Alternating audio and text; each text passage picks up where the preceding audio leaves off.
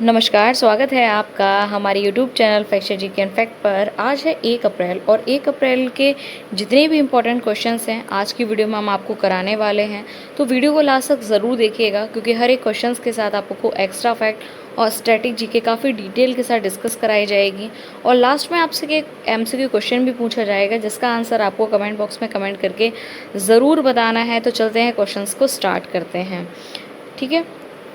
आज का पहला क्वेश्चन है हमारा, हाल ही में बच्चों को ऑनलाइन दुरुपयोग से बचाने के लिए सोशल मीडिया पर प्रतिबंध लगाने वाला पहला दक्षिण पूर्व एशियाई देश कौन बन गया है, ठीक है।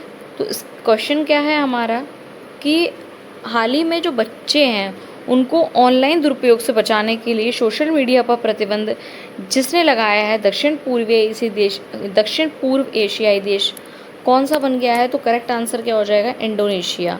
इंडोनेशिया ने क्या करा है कि जो बच्चे ऑनलाइन दुरुपयोग कर रहे हैं उनसे बचाने के लिए सोशल मीडिया पर प्रतिबंध लगा दिया है। इसके बारे में हम थोड़ा सा जानते हैं। बच्चों को डिजिटल दुनिया में होने वाले खतरे से बचाने के लिए इंडोनेशिया ने एक ऐतिहासिक कदम उठाया है। ये दक्षिण पूर्व एशियाई का पहला देश बन गया है जिसने नाबालिग बच्चों के लिए सोशल मीडिया के उपयोग पर प्रतिबंध लगा दिया है। यह कदम साइबर बुलिंग, यौन शोषण और अनुपयुक्त सामग्री से बच्चों की सुरक्षा सुनिश्चित करने के लिए उठाया गया है। सरकार ने सोशल मीडिया प्लेटफॉर्म पर आयु सत्यापन, एज वेरिफिकेशन को अनिवार्य कर दिया है ताकि इस नियम का पालन सुनिश्चित किया जा सके, ठीक है। तो अब बात हमारी इसकी हो रही है इंडोनेशिया की। तो इंडोनेशिया की जो राजधानी है वो जकार्ता है। वर्तमान में राजधानी को नुसांतारा स्थानांतरित करने की प्रक्रिया चल रही है। राष्ट्रपति जो है इसके प्रोवोवो सुबियांटो हैं जो 2024 से 2026 तक इनका कार्यकाल है। मुद्रा इंडोनेशियाई रुपया है। भौगोलिक स्थिति ये दक्षिण पूर्व एशियाई का सबसे बड़ा देश है और आसियान का महत्वपूर्ण सदस्य भी ये है। आई होप इस क्वेश्चन से रिलेटेड जितने भी इंफॉर्मेशन है वो आपको क्लियर हुई होगी। चलते हैं नेक्स्ट क्वेश्चन की तरफ। नेक्स्ट क्वेश्चन हमारा ये है, IPL इंडियन प्रीमियर लीग यानी कि IPL इंडियन प्रीमियर लीग के इतिहास में 4000 रन बनाने वाला पहले खिलाड़ी जो हैं वो कौन बने हैं।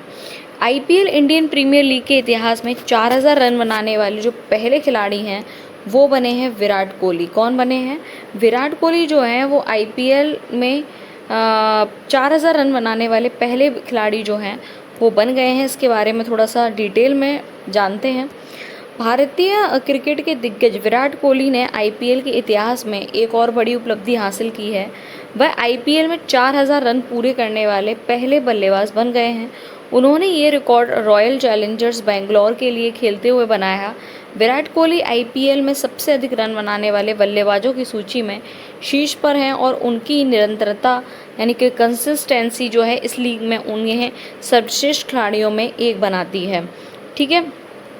अब इसके बारे में, विराट कोहली का जो जन्म है वो 5 नवंबर 1988 में दिल्ली में हुआ था, ठीक है। उपलब्धियां जो हैं 2011 में इन्होंने विश्व कप, 2013 में चैंपियंस ट्रॉफी विजेता और पूर्व जो है इंडियन कैप्टन भी रहे हैं। स्थापना IPL की जो है वो 2008 में BCCI के द्वारा की गई थी, ठीक है। पहला विजेता जो है वो राजस्थान रॉयल्स है। सबसे सफल टीम मुंबई इंडियंस, 5 खिताब इन्होंने जीते हैं और चेन्नई सुपर किंग्स ने भी 5 खिताब जीते हैं, ठीक है। तो सेकंड नंबर क्वेश्चन से जो है आपका जितनी भी इंफॉर्मेशन है वो आई थिंक क्लियर हुई होंगी, ठीक है। चलते हैं नेक्स्ट क्वेश्चन की तरफ। नेक्स्ट क्वेश्चन हमारा क्या कहता है, हाल ही में फॉर्मूला 1 रेसिंग में शानदार प्रदर्शन करते हुए जापानी ग्रांड प्री जीतने वाले सबसे युवा रेसर कौन बन गए हैं। तो इसका करेक्ट आंसर क्या हो जाएगा, हाल ही में फॉर्मूला 1 जो है वो रेसिंग में शानदार प्रदर्शन करते हुए जापानी ग्रांड प्रीमियर जीतने वाले सबसे युवा रेसर जो हैं वो कौन बने हैं। ये बने हैं हमारे एंड्रिया किमी एंटोनेली। कौन बने हैं, एंड्रिया किमी एंटोनेली जो हैं ये बने हैं।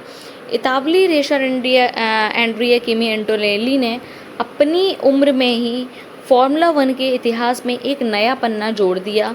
उन्होंने जापानीज ग्रांड प्रिक्स जीतकर सबसे युवा रेसर को का खिताब अपने नाम किया है। ये उपलब्धि उनके करियर की शुरुआत में एक बहुत बड़ी सफलता मानी जा रही है, जिससे वह मोटर स्पोर्ट्स की दुनिया में उभरते हुए सितारे के रूप में स्थापित हुए हैं। ठीक है, अब बात करते हैं फार्मूला 1 क्या है। फार्मूला 1 जो है वो नियामक संस्था है, FIA जिसे बोलते हैं, federation international D L automobile. जापानी ग्रांड प्रिक्स जो है ये सर्किट सुजुका सर्किट में आयोजित की जाती है, जो अपने चुनौतीपूर्ण ट्रैक के लिए प्रसिद्ध है। एंड्रिया किमी एंटोनेली जो है वो राष्ट्रीयता जो है इतालवी की है, और टीम वह मर्सिडीज ड्राइवर अकादमी से जुड़े हैं। ठीक है, आई होप इससे रिलेटेड जो क्वेश्चन है वो आपको क्लियर हुआ होगा। चलते हैं नेक्स्ट क्वेश्चन की तरफ। नेक्स्ट क्वेश्चन क्या कहता है हमारा, भारतीय मूल के दिग्गज राजनीतिज्ञ चंद्रिका प्रसाद संतोखी, जिनका हाल ही में 67 वर्ष की आयु में निधन हो गया, किस देश के पूर्व राष्ट्रपति थे? तो ये थे कौन? जो चंद्रिका प्रसाद संतोखी हैं, वो 67 वर्ष की आयु में इनका निधन हो गया। किस देश के पूर्व राष्ट्रपति हैं? तो ये हैं हमारे कहाँ के? सूरीनाम के। कहाँ के? सूरीनाम के जो चंद्रिका प्रसाद संतोखी हैं ये राष्ट्रपति हैं। अब बात करते हैं, चंद्रिका प्रसाद संतोखी जो है सूरीनाम देश के पूर्व राष्ट्रपति थे। ठीक है, उनका हाल ही में 67 वर्ष की आयु में क्या हो गया? निधन हो गया। वे भारतीय मूल के थे। सूरीनाम की राजनीति में उनका महत्वपूर्ण योगदान रहा। सूरीनाम दक्षिण अमेरिका में स्थित एक ऐसा देश है जब भारतीय मूल के लोगों की संख्या काफ़ी अधिक है। वह राष्ट्रपति बनने से पहले न्याय मंत्री और पुलिस प्रमुख जैसे महत्वपूर्ण पदों पर भी रह चुके हैं। ठीक है, अब इसके बारे में थोड़ा सा देखते हैं। सूरीनाम की जो राजधानी है वो पारामारिबो है, और महाद्वीप जो है वो दक्षिण अमेरिका है। ठीक है, प्रमुख तथ्य ये डच नीदरलैंड उपनिवेश रहा है। यहाँ की आधिकारिक भाषा जो है वो डच है। भारतीय मूल के लोग हिंदुस्तानी यहाँ की आबादी का एक बहुत बड़ा हिस्सा हैं, जो 19वीं सदी में गिरमिटिया मजदूरों के रूप में यहाँ लाए गए थे। ठीक है, काफ़ी इंपॉर्टेंट क्वेश्चन है। ठीक, तो आई होप इससे रिलेटेड जो फैक्ट्स हैं वो आप क्लियर हुए होंगे। चलते हैं नेक्स्ट क्वेश्चन की तरफ। नेक्स्ट क्वेश्चन हमारा क्या कहता है, एक सेकेंड। हाल ही में फार्मास्यूटिकल यानी कि औषधि क्षेत्र में भारत की स्थिति को मजबूत करने के लिए इंडिया फार्मा 2026 का जो आयोजन है वो किस शहर में किया जाएगा? तो उसका करेक्ट आंसर हो जाएगा हमारा नई दिल्ली में। नई दिल्ली में फार्मास्यूटिकल जो औषधि है वो क्या करा जाएगा? भारत की स्थिति को मजबूत करने के लिए इंडिया फार्मा जो 2026 का आयोजन नई दिल्ली में किया जाएगा। इसके बारे में जानते हैं क्या है ये चीज़। भारत सरकार ने देश को वैश्विक फार्मास्यूटिकल हब के रूप में स्थापित करने के उद्देश्य से इंडिया फार्मा 2026 का आयोजन करने की घोषणा की है। यह भव्य आयोजन नई दिल्ली में किया जाएगा। इसका उद्देश्य दवा निर्माताओं, निवेशकों और शोधकर्ताओं को एक मंच पर लाना तथा भारत की दवा निर्यात क्षमता को बढ़ावा देना है। भारत को अक्सर विश्व की फार्मेसी कहा जाता है, यानी कि फार्मेसी ऑफ द वर्ल्ड कहा जाता है, क्योंकि दुनिया की सबसे बड़ी जेनेरिक दवाओं की आपूर्तिकर्ता भी ये है। अब इसके बारे में फार्मास्यूटिकल जो क्षेत्र है, भारत की स्थिति जो है वो दवाओं जेनरिक का जो दुनिया का सबसे बड़ा निर्यातक है। प्रमुख केंद्र जो है वो हैदराबाद, अहमदाबाद, मुंबई, बेंगलोर है। नियामक जो है वो केंद्रीय औषधि मानक नियंत्रण संगठन है। ठीक है, नेक्स्ट है हमारा अमेरिका और जो इज़राइल है। अमेरिका जो इज़राइल के खिलाफ जंग लड़ने के लिए स्वयं सेवकों की भर्ती हेतु जनफदा नामक अभियान हाल ही में किस देश ने शुरू किया है? अभी आप हाल ही में देख रहे हैं कि ईरान और इज़राइल का जो युद्ध है वो काफ़ी चर्चा में रहा है। चर्चा में क्या, बहुत ही ज़्यादा चर्चा में है। तो जो इन्होंने अभी अभियान शुरू किया है जो स्वयं सेवकों की भर्ती हेतु, तो जनफदा नामक एक अभियान है, वो किस देश ने शुरू किया है? तो ये शुरू किया है हमारा ईरान ने। ठीक है, ईरान ने ये शुरू किया है। इसके बारे में थोड़ा जानें। ईरान ने हाल ही में जनफदा यानी कि जनफदा जो नामक एक अभियान है वो शुरू किया। ये अभियान अमेरिका और इजराइल के खिलाफ संभावित संघर्ष के लिए स्वयं सेवकों की भर्ती करने हेतु शुरू किया गया। जनफदा शब्द जो है वो फारसी भाषा से लिया गया, जिसका अर्थ होता है प्राणों की कुर्बानी या आत्म बलिदान होता है। यह अभियान ईरान और इजराइल के बीच बढ़ते तनाव के बीच आया, जहाँ ईरान अपनी सैन्य तैयारी को मजबूत कर रहा है। ठीक है, अब इसके बारे में, ईरान की राजधानी तहरान होती है और धर्म शिया है, यहाँ का इस्लाम है। सर्वोच्च नेता अली खामेनेई हैं। देश का सर्वोच्च राजनीतिक और धार्मिक नेता हैं। राष्ट्रपति मसूद पेजेशकियन है और भूगोल ये मध्य पूर्व में स्थित है और फारस की खाड़ी पर इसका महत्वपूर्ण प्रभाव है। ठीक है, नेक्स्ट क्वेश्चन हमारा क्या कहता है, खाका आर्किटेक्चर और ऑटोमोबाइल क्षेत्र के लिए अत्यधिक उपयोगी दुनिया का पहला ड्रोन बैंड नामक रेशर किस देश ने विकसित किया है, काफ़ी इम्पोर्टेंट है। ठीक है, तो खाका जो आर्किटेक्चर और ऑटोमोबाइल क्षेत्र के लिए अत्यधिक उपयोगी दुनिया का पहला ड्रोन जो बैंड है वो किसने शुरू किया है, किस देश ने विकसित किया है, तो जापान ने ये विकसित किया है। इसके बारे में जानें। जापान ने तकनीकी क्षेत्र में एक और बड़ी उपलब्धि हासिल करते हुए दुनिया का पहला ड्रोन बैंड विकसित किया। ये तकनीक विकास रूप से खाका आर्किटेक्चर और ऑटोमोबाइल उद्योग के लिए बेहद उपयोगी है। इस ड्रोन से क्या होगा, इस ड्रोन बैंड का उपयोग बड़ी संरचनाओं की मैपिंग, निर्माण, स्थलों की निगरानी और वाहनों के परीक्षण में किया जा सकता है। ये जापान की उन्नत रोबोटिक्स और एयरोस्पेस तकनीक का एक प्रतीक है। ठीक है, अब जापान की जो राजधानी है वो टोक्यो है। सम्राट जो है नारुहितो हैं। प्रधानमंत्री शिगेरू इशिबा हैं और मुद्रा जो है जापानी येन है। प्रौद्योगिकी Japan robotics, automobile, Toyota, Honda और इलेक्ट्रॉनिक्स में विश्व काफ़ी अग्रणी है। ठीक है, अब नेक्स्ट क्वेश्चन हमारा क्या कहता है, विश्व भर में अपनी प्रतिभा का लोहा मनवाने वाली किस भारतीय एथलीट को बुल्केस द्वारा पैरा आचरण पुरस्कार से सम्मानित किया गया है, तो ये किया गया है शीतल देवी को। शीतल देवी को जो है ये पैरा एथलीट जो है ऑफ द ईयर पुरस्कार से सम्मानित किया गया है। भारत की प्रतिभाशाली पैरा एथलीट शीतल देवी को हाल ही में बुल्केश संगठन द्वारा पैरा आचरण पुरस्कार से सम्मानित किया गया। शीतल देवी जन्मजात फोकोमेलिया से पीड़ित हैं, जिसके कारण उनके हाथ नहीं हैं। उन्होंने पैरों की मदद से तीरंदाजी में अद्वितीय कौशल दिखाया। वह अंतर्राष्ट्रीय पैरा तीरंदाजी प्रतियोगिता में भारत का नाम रोशन कर चुकी हैं और युवाओं के लिए प्रेरणा स्रोत भी हैं। शीतल देवी एक पैरा तीरंदाजी हैं, पैरा आर्करी हैं।